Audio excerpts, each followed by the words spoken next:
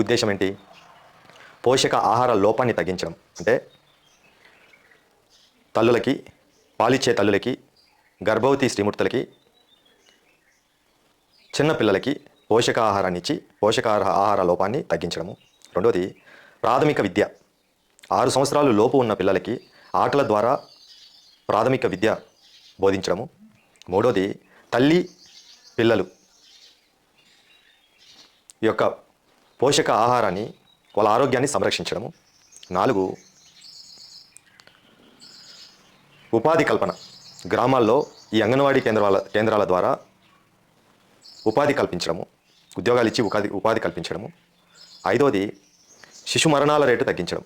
అంటే పిల్లలకి ఆరోగ్యకరమైన టీకాలు, వాళ్ళకి సలహాలు, పోషకాహారం ఇచ్చి ఏదైతే చిన్నపిల్లల మరణాలు ఉన్నాయో వాటి రేటు తగ్గించడానికి ఈ అంగన్వాడీ కేంద్రాలు అనేది మొదలయ్యాయి. అంటే దాని ముఖ్య ఉద్దేశం.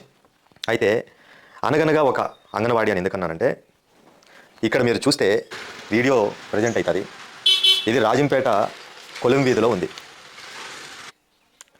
మీకు నేను డిఫరెంట్ టైమ్స్లో మార్నింగ్ ఎలా ఉంటుంది, ఆఫ్టర్నూన్ ఎలా ఉంటుంది, ఈవినింగ్ ఎలా ఉంటుంది, ప్లస్ క్లీన్ చేసి వెళ్ళిపోయిన తర్వాత ఎలా ఉంటుంది అనేది ప్రొజెక్ట్ చేస్తున్నాను. ఇంకోటి, అంగన్వాడీ కేంద్రం ఎందుకుందో చూసాం కదా. మరి అంగన్వాడీ కేంద్రం ఇలా ఉండొచ్చా?